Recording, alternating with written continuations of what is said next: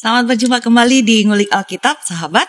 Sebuah program yang menjadi sarana untuk belajar dan mendalami kitab suci, serta melihat apa yang menjadi relevansinya dalam kehidupan kita sehari-hari di masa kini. Saya, Pendeta Mestika Hulu, akan memandu bincang kita di Ngulik ini.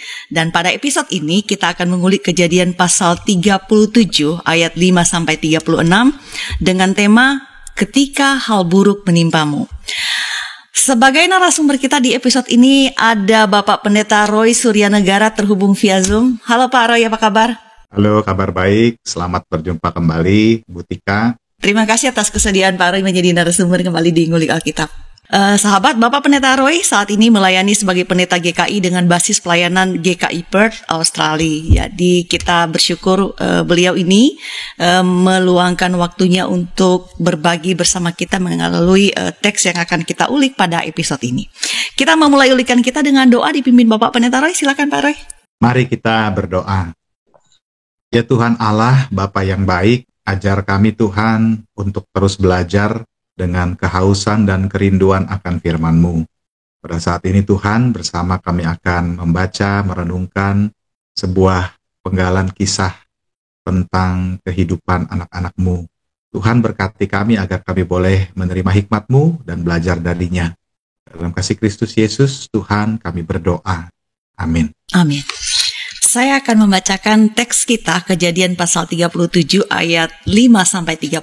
Silakan juga para sahabat baik menyimak apa yang saya bacakan ataupun memperhatikan Alkitab yang ada di tangan para sahabat sekalian. Kejadian pasal 37 ayat 5-36. Pada suatu kali bermimpilah Yusuf, lalu mimpinya itu diceritakannya kepada saudara-saudaranya. Sebab itulah mereka lebih benci lagi kepadanya. Karena katanya kepada mereka, "Coba dengarkan mimpi yang kumimpikan ini. Tampak kita sedang di ladang mengikat berkas-berkas gandum. Lalu bangkitlah berkasku dan tegak berdiri. Kemudian datanglah berkas-berkas kamu sekalian mengelilingi dan sujud menyembah kepada berkasku itu. Lalu saudara-saudaranya berkata kepadanya, 'Apakah engkau ingin menjadi raja atas kami? Apakah engkau ingin berkuasa atas kami?' Jadi makin bencilah mereka kepadanya karena mimpinya dan karena perkataannya itu. Lalu ia memimpikan pula mimpi yang lain yang diceritakannya kepada saudara-saudaranya. Katanya, 'Aku bermimpi pula, tampak matahari, bulan dan 11 bintang sujud menyembah kepadaku.' Setelah hal ini diceritakannya kepada ayah dan saudara-saudaranya, maka ia ditegur oleh ayahnya. 'Mimpi apa mimpimu itu? Masakan aku dan ibumu serta saudara-saudaramu sujud menyembah kepadamu sampai ke tanah?' Maka iri hatilah saudara-saudaranya kepadanya, tetapi ayahnya menyimpan hal itu dalam hatinya. Pada suatu kali pergilah saudara-saudaranya menggembalakan kambing domba ayahnya dekat Sichem. Lalu Israel berkata kepada Yusuf, 'Bukankah saudara-saudaramu menggembalakan kambing domba dekat Sichem? Marilah engkau kusuruh kepada mereka.' Sahut Yusuf, 'Ya Bapa.' Kata Israel kepadanya, 'Pergilah engkau melihat apakah baik keadaan saudara-saudaramu dan keadaan kambing domba, dan bawalah kabar tentang itu kepadaku.' Lalu Yakub menyuruh dia dari lembah Hebron, dan Yusuf pun sampailah ke Sichem. Ketika Yusuf berjalan ke sana kemari di padang, bertemulah ia dengan seorang laki-laki yang bertanya kepadanya, 'Apakah yang kau cari?' Sahutnya, 'Aku mencari saudara-saudaraku. Tolonglah katakan kepadaku di mana mereka menggembalakan kambing domba.' Lalu kata orang itu, 'Mereka telah berangkat dari sini, sebab telah kudengar mereka berkata, marilah kita pergi ke Dotan.' Maka Yusuf menyusul saudara-saudaranya itu dan didapatinya lah mereka di Dotan. Dari jauh ia telah kelihatan kepada mereka, tetapi sebelum ia dekat pada mereka, mereka telah bermufakat mencari daya untuk membunuhnya. Kata mereka seorang kepada yang lain, 'Lihat, tukang mimpi kita itu datang. Sekarang marilah kita bunuh dia dan kita lemparkan ke dalam salah satu sumur ini. Lalu kita katakan, seekor binatang buas telah menerkamnya. Dan kita akan lihat nanti bagaimana jadinya mimpinya itu.' Ketika Ruben mendengar hal ini, ia ingin melepaskan Yusuf dari tangan mereka. Sebab itu katanya, 'Janganlah kita bunuh dia.' Lagi kata Ruben kepada mereka, 'Janganlah tumpahkan darah, lemparkanlah dia ke dalam sumur yang ada di padang gurun ini. Tetapi janganlah apa-apakan dia. Maksudnya hendak melepaskan Yusuf dari tangan mereka dan membawanya kembali kepada ayahnya. Baru saja Yusuf sampai kepada saudara-saudaranya, mereka pun menanggalkan jubah Yusuf, jubah maha indah yang dipakainya itu. Dan mereka membawa dia dan melemparkannya ke dalam sumur. Sumur itu kosong, tidak berair. Kemudian duduklah mereka untuk makan. Ketika mereka mengangkat muka, kelihatanlah kepada mereka suatu kafilah orang Ismail datang dari Gilead, dengan untanya yang membawa damar, balsam, dan damar ladan dalam perjalanannya mengangkut barang-barang itu ke Mesir. Lalu kata Yehuda kepada saudara-saudaranya itu, apakah untungnya kalau kita membunuh adik kita itu dan menyembunyikan darahnya? Marilah kita jual dia kepada orang Ismail ini, tetapi janganlah kita apa-apakan dia, karena ia saudara kita, darah daging kita. Dan saudara-saudaranya mendengarkan perkataannya itu. Ketika ada saudagar-saudagar Midian lewat, Yusuf diangkat ke atas dari dalam sumur itu, kemudian dijual kepada orang Israel itu dengan harga 20 shikal perak. Lalu Yusuf dibawa mereka ke Mesir. Ketika Ruben kembali ke sumur itu, ternyata Yusuf tidak ada lagi di dalamnya. Lalu dikoyakkannya lah bajunya, dan kembalilah ia kepada saudara-saudaranya, katanya, anak itu tidak ada lagi, kemanakah aku ini? Kemudian mereka mengambil jubah Yusuf dan menyembelih seekor kambing, lalu mencelupkan jubah itu ke dalam darahnya. Jubah maha indah itu mereka suruh antarkan kepada ayah mereka dengan pesan, ini kami dapati, silakanlah Bapak periksa apakah jubah ini milik anak Bapak atau tidak. Ketika Yakub memeriksa jubah itu, ia berkata, ini jubah anakku, binatang buas telah memakannya, tentulah Yusuf telah diterkam. Dan Yakub mengoyakkan jubahnya, lalu mengenakan kain kabung pada pinggangnya, dan berkabunglah ia berhari-hari lamanya karena anaknya itu. Sekalian anaknya laki-laki dan perempuan berusaha menghiburkan dia, tetapi ia menolak dihiburkan, serta katanya, tidak, aku akan berkabung sampai aku turun mendapatkan anakku ke dalam dunia orang mati. Demikianlah Yusuf ditangisi oleh ayahnya.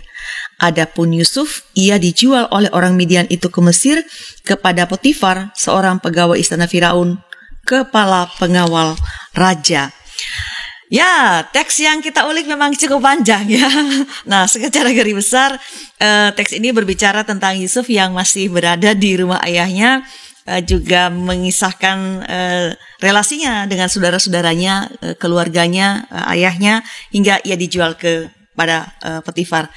Oke, ke Pak Roy yang jadi narasumber kita. Jadi gimana Pak? Ini teksnya cukup panjang ya. Moga-moga ini para pemirsa bisa menyimaknya begitu atau nanti membaca ulang. Nah, dari mana kita mulai Pak? Ya, baik. Terima kasih Bu Tika.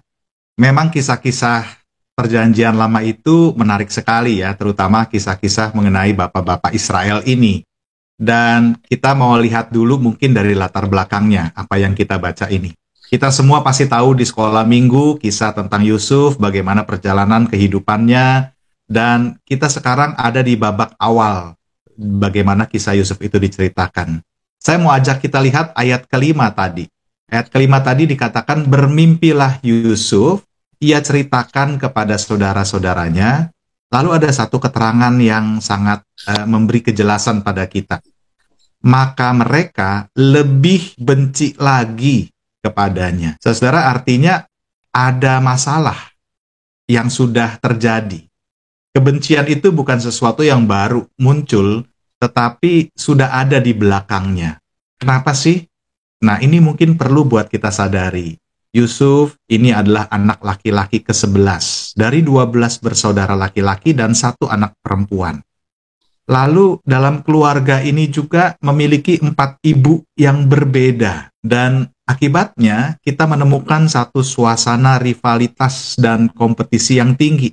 Kalau kita baca di dalam kisah-kisah perjalanan Yakub dan anak-anaknya, terasa sekali ketegangan itu. Nah, ditambah lagi secara tradisi bagi orang Israel, biasanya anak sulung itu yang mendapat penghargaan dan kepercayaan lebih tinggi.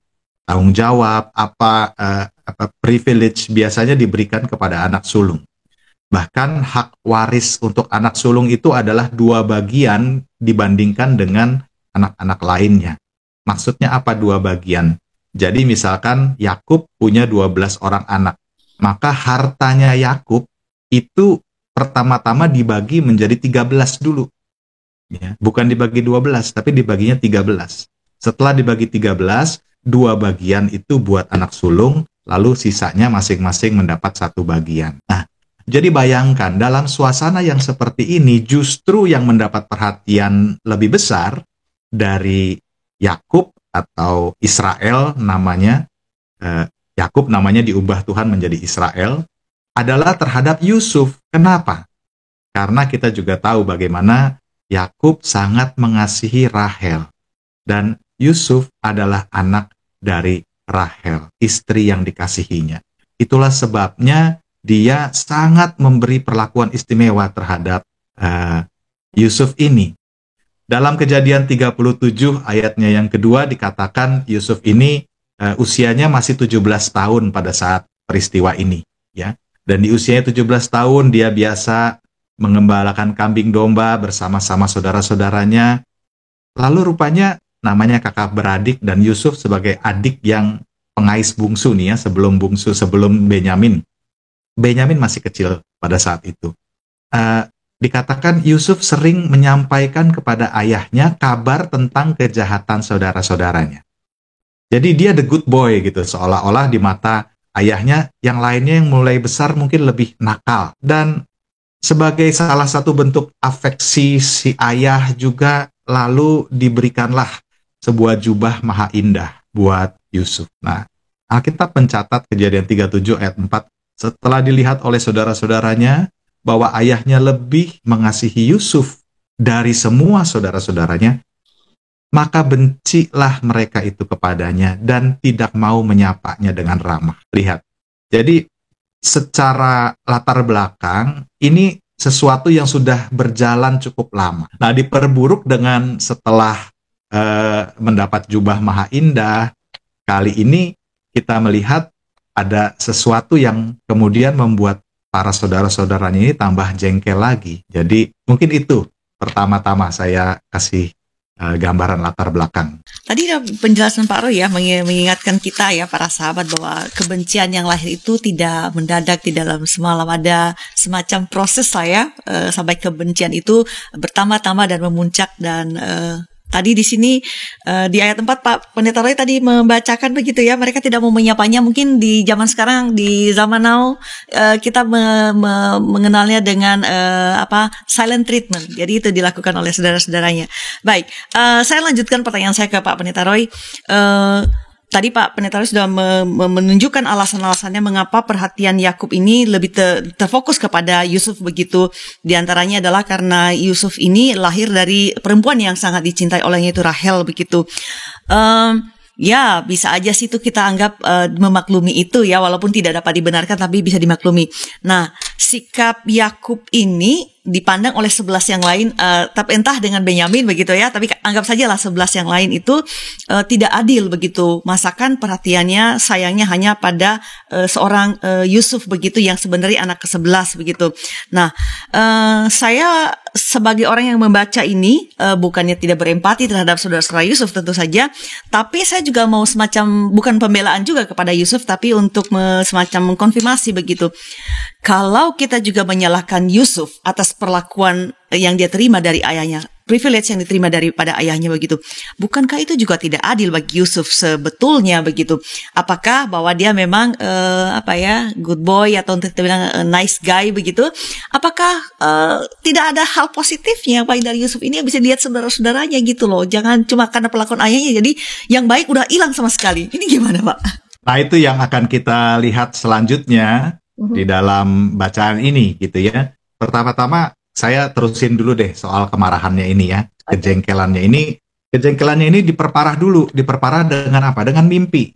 Jadi Yusuf bermimpi dan dia lalu menceritakannya kepada saudara-saudaranya. Kan ada 2 mimpi. Pertama-tama dia bermimpi tentang berkas gandum. Jadi ketika orang panen lalu gandum itu kan diikat menjadi berkas-berkas. Nah, panenannya Yusuf, gandumnya itu berdiri tegak. Sementara berkas-berkas gandum saudara-saudaranya semua mengitari dan sujud menyembah dia. Nah, kita lihat reaksi dari saudara-saudaranya. Kata-kata mereka kan, apakah engkau ingin jadi raja atas kami? Apakah kau ingin berkuasa atas kami? Maka makin bencilah mereka kepadanya, karena mimpinya dan karena perkataannya itu. Lalu dia mimpi lagi kan, Kali ini mimpinya ada matahari, bulan, dan 11 bintang sujud menyembah dia. Nah, kali ini lebih ekstrim lagi karena bukan cuma saudara-saudaranya, tetapi matahari dan bulan. Jadi sebuah simbolisasi ayahnya dan ibunya pun sujud menyembah dia. Nah, ketika ayahnya mendengar ini, maka Yakub menegur Yusuf, kan, masakan aku dan ibumu serta saudara-saudaramu sujud menyembah kamu sampai ke tanah. Nah, di situ dicatat saudara-saudaranya menjadi semakin iri hati. Nah, kita harus sadar bahwa dalam alam pikiran masa itu, Israel kuno, mimpi dan penglihatan itu dipahami menjadi satu cara Tuhan menyampaikan kehendaknya kepada umatnya. Jadi jelas ketika mereka mendengar itu, mereka bukan sekedar menganggap, oh Yusuf ini sedang mengada-ada, atau Yusuf ini sedang berusaha meninggikan diri di hadapan mereka.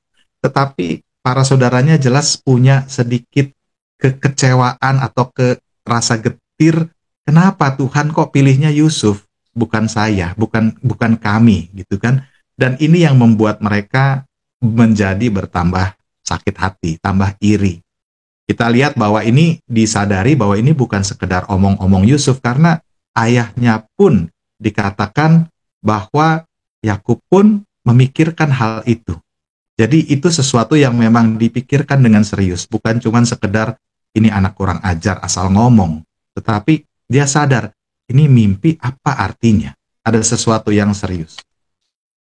Nah, menjawab pertanyaanmu tadi, sepertinya mudah memang kalau dengan kacamata pembaca kita zaman saat ini menyalahkan Yusuf. Orang bilang mungkin belagu gitu istilahnya ya.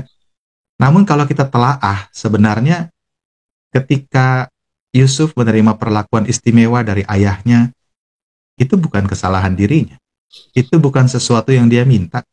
Dapat jubah bukan sesuatu yang dia tuntut. Mendapat penglihatan istimewa dari Tuhan, itu pun bukan pilihan dia. Itu bukan sesuatu yang dia minta kepada Tuhan. Dengan kata lain, Yusuf sekedar menjadi dirinya sendiri. Seorang muda yang usianya baru 17 tahun saat itu, sehingga ia menjadi sorotan saudara-saudaranya. Yang saya mau katakan adalah, walaupun terkesan mencolok atau nyolot, kalau orang Jakarta bilang, tetapi itu tidak membenarkan sikap benci dan perlakuan jahat orang lain terhadap dia. Ya. Betul, Yusuf lahir dan mendapat privilege di dalam hidupnya, tetapi tidak membenarkan kejahatan orang yang memperlakukan dia dengan buruk. Barangkali ini sebuah refleksi juga bagi kita ya, sebelum kita beranjak lebih lanjut, bercermin bagaimana sikap kita terhadap orang-orang yang sepertinya mendapat privilege dalam kehidupan kita ini. Ya. Melihat orang yang mungkin sepertinya lebih diuntungkan, melihat orang yang sepertinya lebih bahagia, melihat orang yang sepertinya lebih enak daripada kita. Apakah kita menjadi iri, benci, dan atau merancang-rancang kejahatan? Nah, saya tutup dulu sampai sini barangkali. Oke, sebuah reminder, bahan refleksi yang menarik saya kira Pak Roy. Betul sekali. Sementara tadi juga Bapak menjelaskan hal itu, ya saya terpikir bahwa ya kita patut memeriksa diri kita ya, bagaimana sikap kita terhadap orang lain juga yang kita pandang lebih beruntung dari kita. Jangan-jangan kita juga tergoda untuk berpikir seperti saudara-saudaranya. Bagaimana selanjutnya, kita lanjutkan setelah pesan-pesan berikut ini.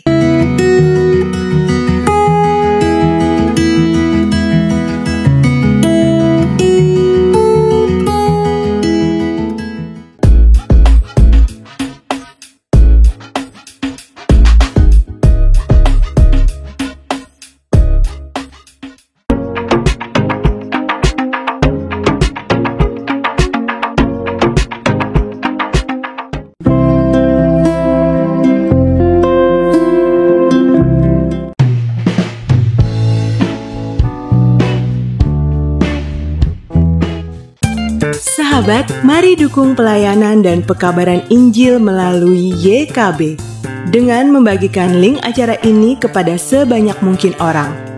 Dukungan juga dapat saudara lakukan dengan mentransfer dukungan finansial ke rekening BCA ke nomor 450 305 2990 450 305 2990 atas nama Yayasan Komunikasi Bersama.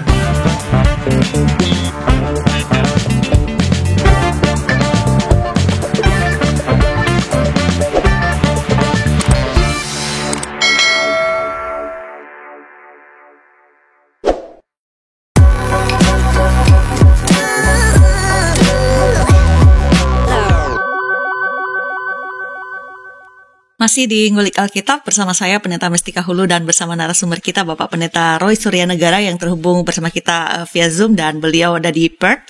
Kita sedang mengulik Kejadian 37 ayat 5-36 dengan tema ketika hal buruk menimpamu. Kita melanjutkan ulikan kita. Tadi di segmen pertama kalau para sahabat menyimak penjelasan dari Pak Pendeta Roy, di sana sudah, dan teks yang kita baca tentu saja kita melihat bahwa siapa saja itu anak laki-laki Yakub begitu, ada jumlahnya 12 termasuk Yusuf, dan mereka lahir dari 4 perempuan istri Yakub begitu. Kita juga sudah mendengarkan mengenai bagaimana perlakuan yang diterima Yusuf baik dari saudara-saudaranya maupun dari ayahnya begitu, dan juga mimpinya ada 2 tadi. Apa persisnya bisa dibaca ulang atau menyimak penjelasan lanjutan dari Pak Pendeta Roy. Nah, saya kembali ke Pak Pendeta Roy yang jadi narasumber kita. Kita sudah melihat hal-hal yang saya sebutkan barusan, Pak. Nah, sekarang kita akan melihat apa secara khusus di segmen kedua ini. Baik, jadi tadi di akhir segmen 1 saya bertanya kan, apa yang akan Anda lakukan ketika Anda melihat saudara Anda mendapat privilege, mendapat perlakuan atau mendapat berkat yang lebih dari Anda. Nah, di sini kita akan melihat sekarang apa yang dilakukan oleh saudara-saudara dari Yusuf. Jadi kita lihat dalam kisah ini 10 saudara Yusuf itu pergi bekerja, mengembara mencari tempat untuk ternak, merumput dan minum. Dan dikatakan mereka pergi ke daerah yang namanya Sikem. Sehingga di sana Yakub memerintahkan Yusuf untuk coba periksa kakak-kakakmu dan kabarkan kepadaku. Kenapa? Karena Sikem ini rupanya adalah sebuah tempat yang memiliki sejarah kelam bagi keluarga Yakub. Ya, sudah ada peristiwa yang tidak mengenakan di sana. Jadi Kejadian 34 kalau Bapak Ibu mau baca kembali, kita lihat di sana apa yang terjadi. Di sana Dina itu diperkosa oleh Sikem. Sikem itu nama raja. Nah, akibatnya sebagai kemarahan mereka, Simeon dan Lewi memperdaya Sikem dan seluruh warga kota di sana, dan akhirnya dibunuh, dibinasakan seluruh orang laki-laki di kota itu.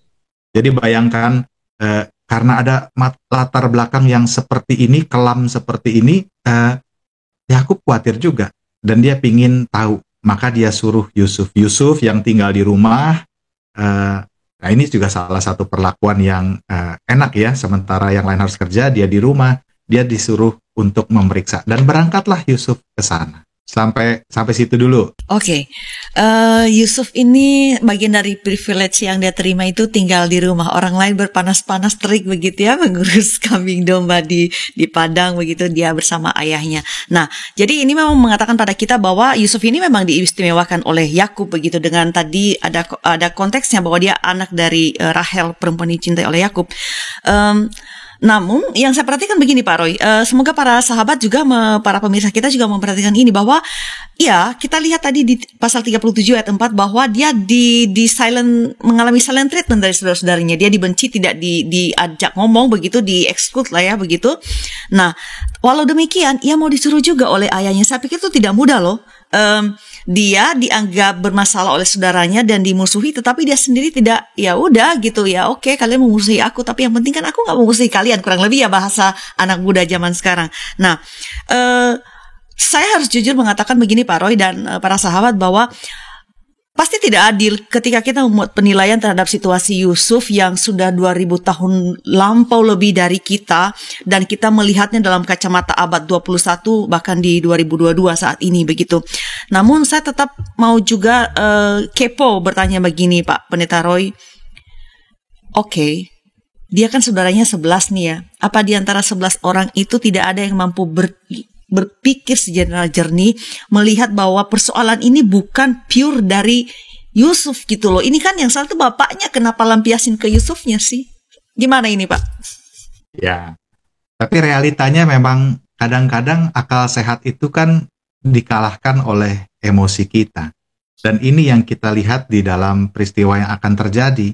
Di dalam bacaan itu kan ketika saudara-saudaranya melihat dari jauh, ia telah kelihatan kepada mereka. Seperti tadi Tika katakan, Yusuf sendiri sepertinya tidak merasa punya masalah. Dia sekedar menjadi dirinya sendiri yang mungkin sedikit polos apa adanya. Nah, tetapi kita lihat ketika dia mendatangi mereka, lalu sebelum dia dekat, dikatakan bahwa saudara-saudara ini sudah bermufakat mencari cara untuk membunuhnya. Tahu dari mana Yusuf yang datang? Ingat, jubah indah Yusuf itu kan menonjol ya, jadi dari kejauhan mudah dikenali. Oh, itu Yusuf. Nah, kita lihat saudara-saudaranya merancang bunuh dia, buang dia ke sumur, lalu nanti sebagai alibi kita katakan bahwa dia diterkam binatang buas. Ya. Lalu mereka katakan, kita lihat nanti bagaimana jadinya mimpi itu. Ini kan gambaran ada kebencian, ada iri hati yang masih membara nih dari sejak peristiwa mendengar cerita mimpi itu. Saudara, kalau kita baca bagian ini kan mengingatkan kita sebenarnya bahwa seperti dalam Kejadian 4 ketika Tuhan berkata kepada Kain, karena Kain iri kepada Habel, lalu Tuhan berkata kan, mengapa hatimu panas dan mukamu muram? Apakah mukamu tidak akan berseri jika engkau berbuat baik? Tetapi jika engkau tidak berbuat baik, dosa sudah mengintip di depan pintu. Ia sangat menggoda engkau, tetapi engkau harus berkuasa atasnya.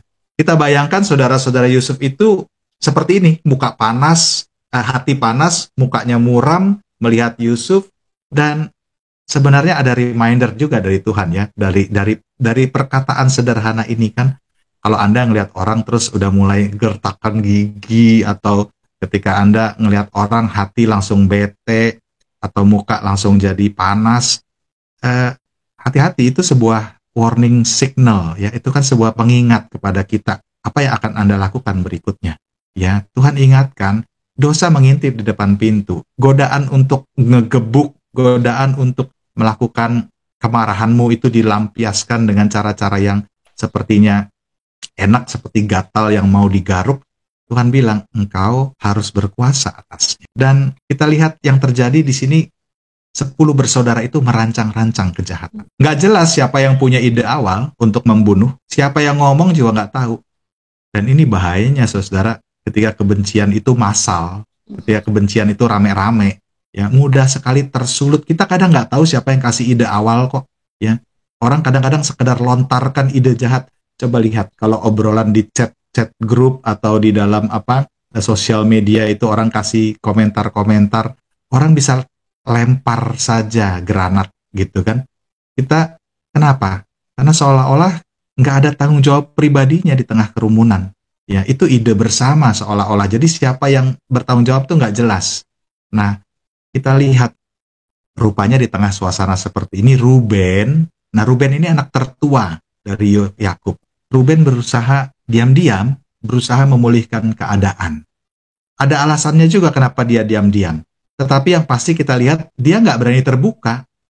Pertama-tama dia takut juga untuk ditentang yang lain. Maka dia rencanakan untuk buang saja ke sumur. Ya, nanti dia mau memisahkan diri dari saudara-saudaranya yang lain. Nanti ketika yang lain makan, maka dia akan balik ke lubang sumur itu dan dia mau bawa pulang Yusuf kepada ayahnya. Dan lalu terjadilah, Yusuf tiba, langsung ditangkap, digerebek, dilucuti, pakaiannya dilemparlah dia ke dalam lubang sumur. Dan kita lihat, berpisahlah mereka, saudara-saudara yang makan. Lalu, rombongan saudaranya yang lain melihat ada rombongan saudagar Midian, orang-orang Ismail menuju Mesir. Maka Yehuda lalu berkata pada saudara-saudaranya yang lain itu, Ruben gak ada nih, apakah untungnya kalau kita bunuh adik kita itu? Ya, kita jual aja, tapi gak usah kita apa-apain. Ya. Dan saudara-saudaranya mendengarkan perkataannya. Saya break dulu sampai sini, supaya gak kepanjangan. Oke, Pak Pendeta Roy, ada satu sebelum saya mau mengajukan pertanyaan lainnya ke Pak Pendeta Roy. Saya kira salah satu tadi yang penting Pak Pendeta Roy menjadi reminder bagi kita ketika Pak Roy mengatakan bahwa Tuhan sebenarnya memberikan reminder pada kita ketika kita mulai merasa melihat seseorang, berjumpa atau mendengar namanya, kita merasa hati kita udah gelisah begitu. Itu sebenarnya sebagai sebuah reminder, hey, hati-hati dengan apa yang akan kita lakukan terhadap orang ini begitu ya. Ya, dengan kata lain bahwa kita tetap harus being aware terhadap segala sesuatu, terhadap emosi kita, sikap kita pada orang lain. Jadi kelihatan sepele tapi menjadi sadar itu juga tidak mudah Pak Roy ya. Oke, lalu saya melanjutkan pertanyaan saya. Tadi Pak Pendeta Roy sudah menjelaskan bahwa mereka melihat saudara-saudara Yusuf begitu, melihat Yusuf dari jauh karena tandanya adalah jubah maha indahnya itu gitu. Jadi gampang banget, nyolok banget dari kejauhan udah ketahuan gitu ya. Nah, di tengah-tengah rancangan kejahatan mereka berbuat, Ruben ingin tampil menyelamatkan Yusuf. Tetapi sebagaimana kita baca di teks kita, yang lain nggak berpikiran begitu, karena masih banyak orang-orang lain, saudara-saudara lain yang berpikir berbeda begitu. Nah, sebelum Pak Pendeta Roy melanjutkan penjelasan mengenai itu, saya ingin menanyakan begini ke Pak Pendeta Roy.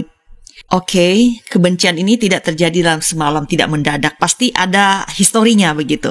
Nah, yang ingin ada tadi perlakuan Yakub yang sangat mengistimewakan Yusuf, ada privilege khusus begitu bagi Yusuf ini yang anak ke-11.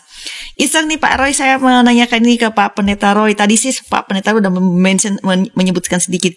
Sebenarnya mereka lebih fokus mematikan Yusufnya atau demi mematikan mimpi Yusuf yang sebenarnya dianggap pernyataan Allah itu. Jadi kalau mau mematikan mimpinya kan harus mati orangnya Pak. Nggak mungkin mimpinya mati kalau orangnya nggak mati. Ini gimana Pak? Akar dari apa yang terjadi di sini sebenarnya adalah ketidakmampuan saudara-saudara Yusuf mengelola emosi mereka. Jadi kita nggak bisa salahin betul. Tadi kalau kita dalam obrolan kita dikatakan bahwa Yakub salah juga ya, kok dia memperlakukan Yusuf seperti itu gitu ya, seperti tidak adil terhadap kakak-kakaknya. Yusuf juga kok sepertinya lugu sekali gitu kan, seperti menyombongkan jubahnya, seperti menceritakan mimpinya. Menikmati. Nah, jadi salah ya, sepertinya menikmati gitu posisi dia yang menjadi tanda kutip anak emas itu. Nah, jadi yang salah di mana? Yang salah siapa? Saya mau katakan kita nggak bisa menyalahkan realita yang memang tidak baik di sekitar kita. Mau jujur, ada kalanya dalam hidup keluarga-keluarga kita, orang tua mungkin punya anak emas. Ada kalanya orang tua kita memperlakukan kita tidak adil. Ada kalanya kita diperlakukan sebagai nomor 2 atau nomor 3, sementara ada yang menjadi nomor 1. Tetapi itu bukanlah pembenaran untuk kita melakukan kejahatan.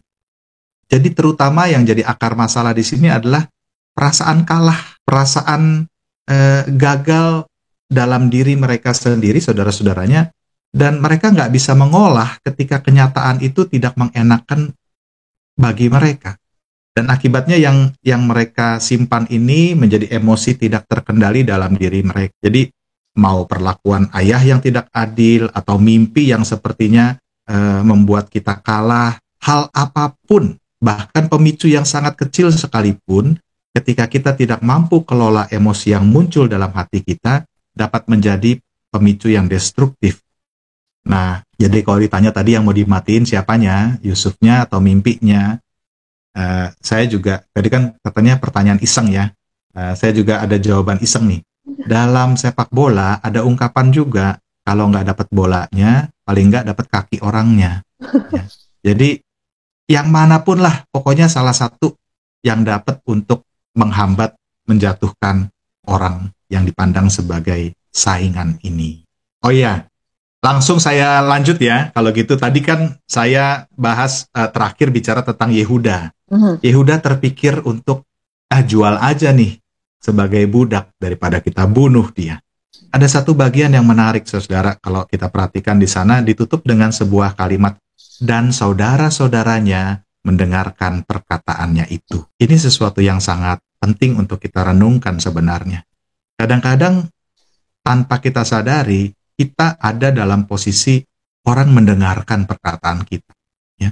kita berada dalam posisi yang mungkin buat kita cuma ngomong, cuma asal kasih ide.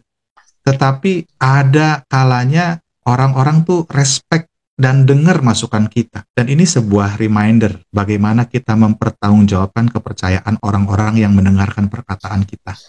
Ini adik-adik atau saudara-saudara yang lain mungkin memandang sosok Yehuda sebagai sosok yang cukup mereka hormati. Dan pada akhirnya ketika Yehuda punya ide, mereka bisa support ide itu. Saya pikir buat kita juga kadangkala hati-hati ketika kita dalam posisi yang ketika kita berbicara ada orang yang mendengar. Dalam arti mungkin itu karyawan, mungkin itu orang-orang dalam kumpulan kita, mungkin itu anak-anak atau keluarga besar kita. Janganlah kita tanpa sadar atau lengah lalu kita mengucapkan ide-ide yang justru destruktif. Dan ide Yehuda didengar. Ya. Lalu kita lihat dalam kisah ini bagaimana Ruben yang tadi memisahkan diri, dia kembali ke sumur. Ya. Ini kan menjelaskan kenapa kok kan nggak dibilang Ruben memisahkan diri. Iya, tapi terlihat jelas bahwa dia nggak sadar bahwa Yusuf sudah dijual. Artinya memang dia seperti yang dikatakan, dia berencana untuk diam-diam kembali ke sumur. Dia memisahkan diri. Dan kali ini dia balik, ternyata udah keduluan. Saudara-saudaranya udah lebih dulu menjual Yusuf. Anak itu nggak ada lagi. Kemana aku ini? Jadi dia dengan kata-kata sedikit berusaha mengalihkan perhatian. Tadi saya katakan Ruben ini diam-diam saja. Kenapa sih dia nggak berani? Ya. Lalu kenapa Yehuda tadi sepertinya lebih berwibawa di hadapan saudara-saudaranya? Jadi rupanya Ruben walaupun anak tertua, dia punya sebuah kesalahan besar. Dalam Kejadian 35 ayat 22 dikatakan, terjadilah bahwa Ruben sampai tidur dengan Bilha, gundik ayahnya, dan kedengaranlah hal itu kepada Israel. Jadi Ruben punya aib. Ruben juga punya sebuah kegagalan yang harus dia pikul, yang membuat diri dia jadi kurang pede, yang membuat diri dia kurang berwibawa di hadapan saudara-saudara lainnya. Ini yang menjelaskan kenapa dia diam-diam saja. Ya, dan itulah yang kita lihat dalam peristiwa ini, sebuah konflik, sebuah dilema yang akhirnya berujung pada Yusuf dijual ke Mesir. Baik, kita lanjutkan ulikan kita setelah pesan-pesan berikut ini.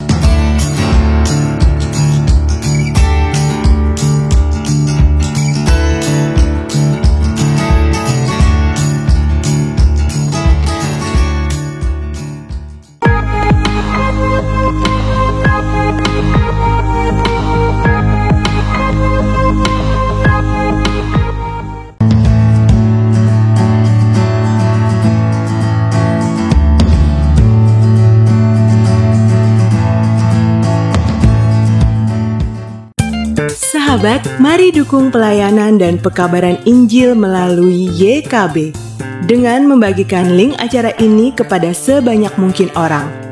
Dukungan juga dapat saudara lakukan dengan mentransfer dukungan finansial ke rekening BCA ke nomor 450 305 2990 450 305 2990 atas nama Yayasan Komunikasi Bersama.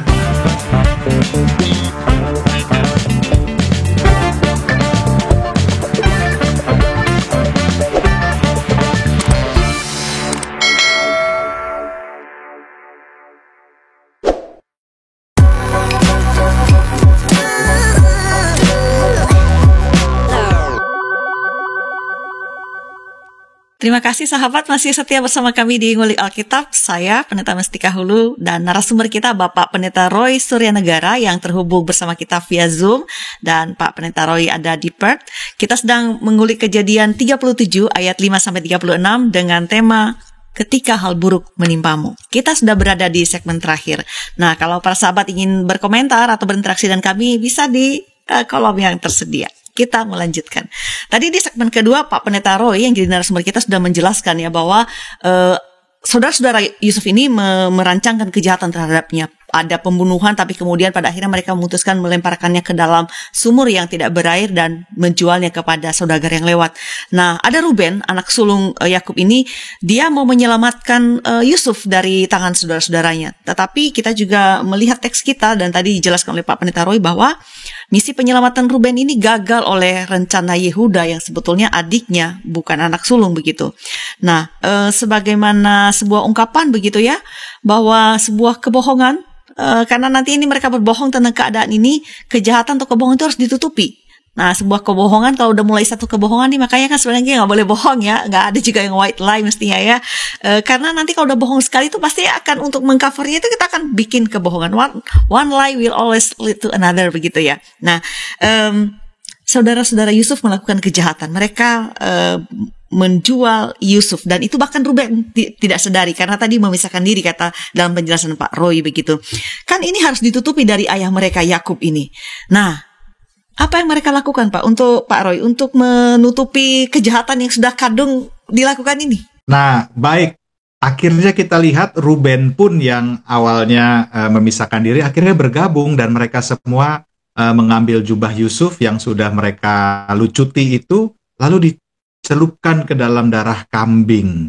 Dan kita lihat bahwa jubah itu mereka suruh antarkan ke ayahnya dengan pesan, ini kami dapati. Jadi ini kita ketemu nih, bajunya berdarah-darah, Bapak periksa itu milik anak Bapak atau bukan. Lalu Yakub melihatnya, dan ini jubah anakku. Langsung dia membuat asumsi binatang buas telah memakannya. Tentulah Yusuf sudah diterkam. Jadi kita lihat untuk menutupi kejahatannya, memang mereka lalu membuat kebohongan yang kemudian menimbulkan duka yang sangat dalam. Sebenarnya ironis kalau kita melihat ini, bagaimana Yakub yang kali ini diperdaya oleh anak-anaknya, sebagaimana dia pun ketika dia menjadi anak-anak, dia mengelabui Ishak ayahnya demi merebut berkat kesulungan milik Esau. Ada sesuatu yang terjadi yang mencerminkan banyak apa yang dihidupi oleh Yakub sendiri sebelumnya. Barangkali dalam diri Yusuf dia melihat sosok dirinya sendiri juga, yang sebagai, walaupun dia Esau dan Yakub adalah kembar, tapi dia yang dianggap yang lebih bungsu gitu ya. Sementara dia juga mengelabui ayahnya dengan kerjasama dengan ibunya, dan dengan cara itu dia mengambil hak milik Esau. Jadi ada sebuah ironi di sini, kesedihan hati Yakub saat ini dia merasakan, dia baru dapat merasakan sakitnya atau pedihnya dampak dari dikelabui, diperdaya oleh anaknya, sama seperti yang dia sudah lakukan terhadap ayahnya terlebih dahulu di masa lalu.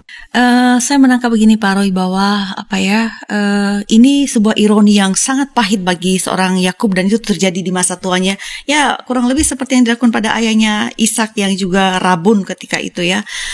Sesungguhnya kita para sahabat, saya yakin juga mengetahui hal ini, bahwa kita semua mengetahui bahwa dalam kekristenan kita tidak mengenal yang disebut karma begitu, tapi kita mendengar, apalagi di era digital kita akrab sekali dengan kata-kata itu. Bahkan netizen Indonesia kalau kita perhatikan gitu ya, suka kadang-kadang bicara karma instan begitu ya, karma dibayar tunai begitu. Nah, dari penjelasan Pak Pendeta Roy tadi dan dari teks kita menunjukkan pada kita bahwa kurang lebih tidak sama persis, bahwa Yakub ini mengalami apa yang sudah dia perbuat dahulu pada ayahnya gitu. Dia mengelabui ayahnya, ya memang dalam bentuk yang berbeda begitu, dan sekarang dia dikelabui oleh anak-anaknya, dan itu sangat-sangat menyakitkan tentu saja. Dan dia, kalau kita perhatikan tadi, katakan dia berkata dia akan berkabung sampai dia turun ke dunia orang mati. Nah, Pak Pendeta Roy, tadi ada konteks di teks kita, lalu ada konteks Indonesia, karena saya nih dan para pemirsa kita ada di Indonesia, walaupun mungkin bukan hanya di Indonesia yang menyaksikannya. Apakah kita bisa mengatakan bahwa semacam kata-kata netizen Indonesia begitu ya, Pak Yakub nih mendapat karma tunai dari perbuatan dahulu? Gimana Pak? Biar nggak salah paham nih Pak. Ya, secara populer mungkin dalam bahasa slang atau obrolan gitu ya, istilah karma sering dipakai gitu kan. Tetapi sebenarnya kalau kita pakai istilah karma dalam ungkapan sehari-hari itu kan intinya mau bicara tentang konsekuensi ya. tentang konsekuensi sebuah tindakan. Dan kadang-kadang itu terkait dengan harapan kita yang gemes nih. Kalau ada orang berbuat jahat, ya harusnya dibales lagi jahat gitu. Kalau orang berbuat baik, maka harusnya dia mendapat balasan yang baik. Nah, ini kan sebuah pemahaman umum, pemahaman sederhana yang sayangnya dalam kenyataan nggak bisa kita jadikan rumus, dalam arti nggak seperti itu. Dan apalagi bagi kita buat orang Kristen, kalau kita selalu berharap supaya karma itu terjadi, maksudnya dalam arti konsekuensi itu terjadi, nggak akan ada yang selamat dari kita, ya. Kalau semua orang, karena apa? Karena dalam firman, dalam berita Injil kita mengenal bahwa kita manusia berdosa, dan justru berita Injil adalah Tuhan datang, ya. Kita tidak menerima konsekuensi yang harusnya kita pikul, tetapi justru kita menerima anugerah. Nah, ini dari pemahamannya. Namun kalau dalam kisah ini, jadi apa sih yang diterima oleh Yakub ini? Ya, nah ini memang sebuah konsekuensi dari sebuah tindakan. Sebuah tindakan itu kan pasti akan memiliki dampak, ada konsekuensinya, dan bagi Yakub inilah yang dia alami. Ini pelajaran yang dia pikul. Tapi memang ini nggak bisa jadi rumus, karena nggak semua orang yang berbuat jahat itu kemudian akan otomatis terima imbasnya. Walaupun mungkin di jangka panjang dia akan belajar dari situ. Kenapa saya bilang begini?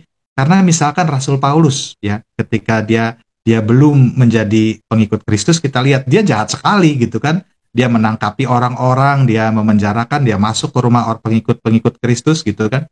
Kalau kita berharap karma, pengennya saat itu juga langsung didor gitu ya. Saat itu juga dia celaka atau dihukum yang parah. Tapi ternyata kita lihat yang terjadi nggak gitu, dia nggak terima hukuman, tapi justru dia diubahkan. Ya. Jadi nggak bisa sekedar pakai harapan kita bahwa kalau ini jahat kita pengennya dia langsung dihukum. Karena kita harus percaya Tuhan punya rencana, Tuhan punya maksud, dan mungkin dia nggak dihukum, tapi Tuhan ubah dia. Ya. Paulus menjadi sebuah sosok yang luar biasa di dalam pemberitaan Injil. Kita lihat di dalam Perjanjian Baru.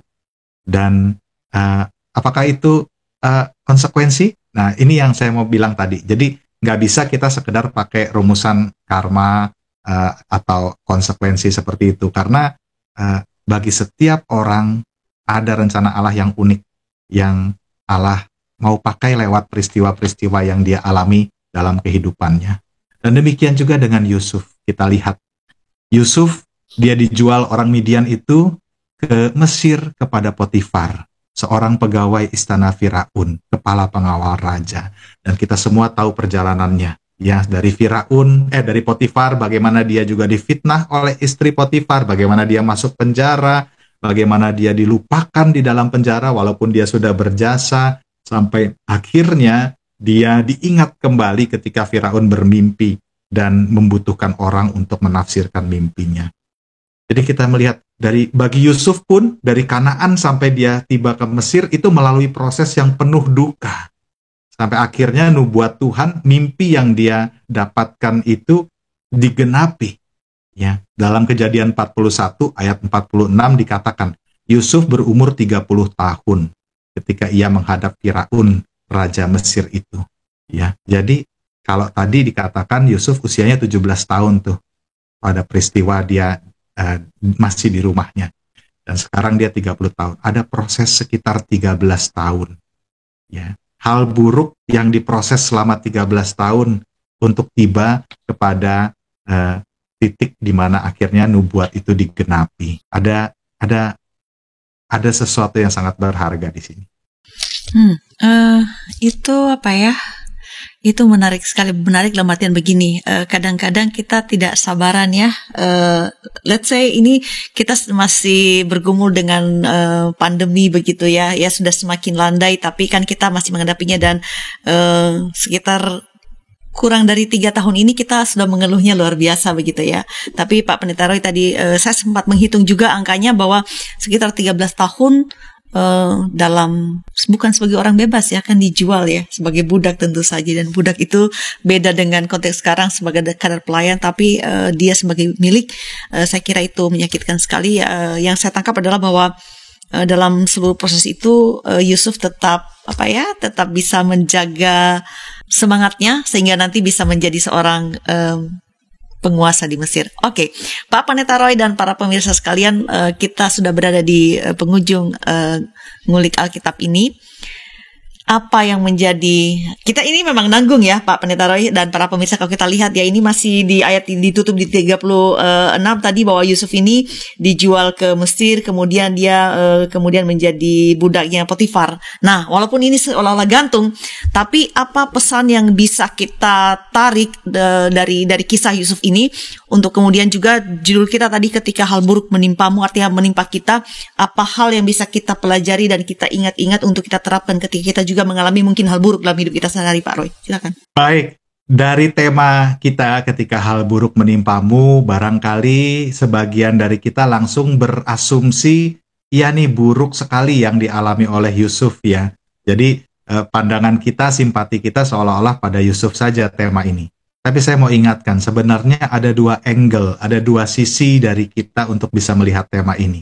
Bukan cuma Yusuf loh yang menerima hal buruk. Ya betul, tadi kita lihat Yusuf diperlakukan dengan buruk oleh saudara-saudaranya, dijual sebagai budak. Tapi kita lihat, dalam semua itu, Yusuf tidak menampilkan respon atau reaksi yang negatif. Ya, bahkan ketika dia tinggal bersama Potifar, dia bekerja dengan baik dan dia menimbulkan kepercayaan. Dalam arti dia menjalaninya dengan positif, ya dengan baik. Ya, walaupun hal buruk dia alami. Dia punya sebuah kepercayaan pada janji Tuhan itu. Sementara di sisi lain, kalau kita bayangkan, tempatkan diri kita pada saudara-saudara Yusuf, mereka pun juga mengalami hal buruk, ya. Apa yang mereka alami gitu kan, diperlakukan tidak adil oleh ayahnya, merasa kalah karena adiknya justru yang mendapat pemilihan istimewa, mendapat mimpi yang istimewa, mendapat jubah yang maha indah. Itu juga hal-hal buruk. Tapi kita lihat reaksi mereka terhadap hal buruk yang mereka alami, ya.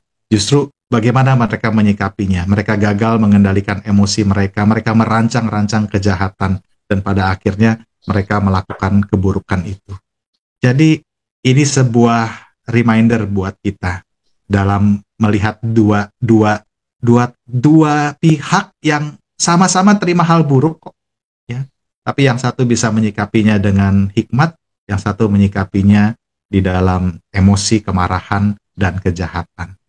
Sebagai penutup, barangkali sebuah refleksi bagi kita mengenai ketika hal buruk menimpa Anda. Percayalah, apa yang saat ini Anda jalani dengan air mata menjadi cara Tuhan membawa Anda ke tempat yang dijanjikannya. Amin. Reminder yang sangat indah dan menguatkan, kiranya para sahabat bisa menghayatinya untuk membawanya dalam menjalani kehidupan sehari-hari. Pak Pendeta Roy, terima kasih untuk ulikan yang disampaikan. Kiranya menjadi berkat bagi para sahabat sekalian. Beberapa hal saya mau sampaikan kembali terkait dengan ulikan kita pada episode ini yang disampaikan oleh Bapak Pendeta Roy. Pertama, dari penjelasan Pak Pendeta Roy tadi, kita diingatkan bahwa situasi yang kita hadapi tidak selalu ideal, entah itu kehidupan sehari-hari maupun dalam keluarga. Kadang-kadang kita juga mengalami ketidakadilan.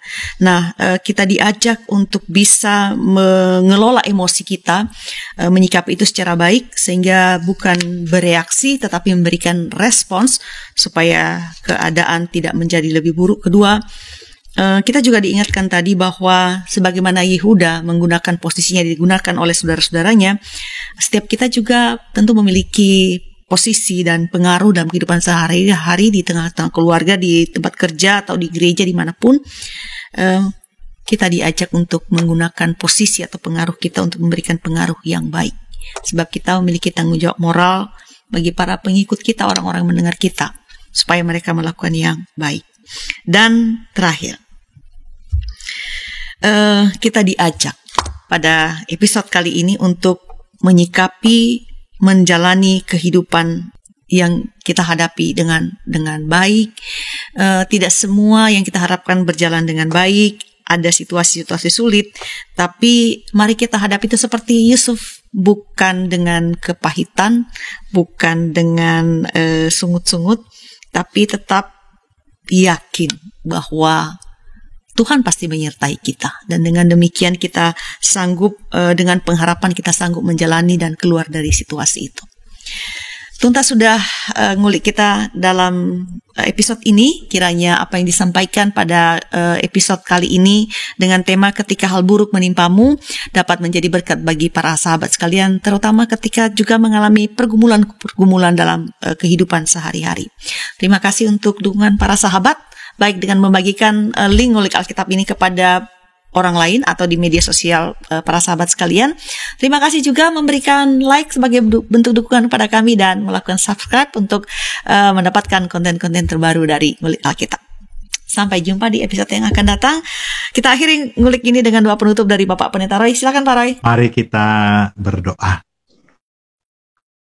Tuhan Allah, Bapa yang baik, mampukan kami menyadari di dalam setiap peristiwa dalam yang kami hadapi di hidup ini, Tuhan, selalu ada rancangan-Mu yang indah. Dan mampukan kami, Tuhan, bertekun di dalam hal-hal buruk yang kami alami, kami boleh tetap percaya kami akan melalui semua itu. Tuhan, kuatkan kami agar kami tidak tergoda untuk lari pada kejahatan atau merancang-rancang hal yang tidak berkenan. Tetapi biarlah kami boleh dalam keyakinan yang penuh percaya bahwa tangan Tuhan menuntun dan membawa kami ke dalam tempat yang baik. Ya Bapa, terima kasih buat kebersamaan kami melalui ngulik Alkitab kami pada saat ini. Kiranya Engkau sendiri yang hadir dan Roh Kudus-Mu yang memampukan kami menjadi pelaku firman. Dalam nama Tuhan Yesus Kristus Juru Selamat kami berdoa. Haleluya. Amin. Sahabat, mari dukung pelayanan dan pekabaran Injil melalui YKB dengan membagikan link acara ini kepada sebanyak mungkin orang.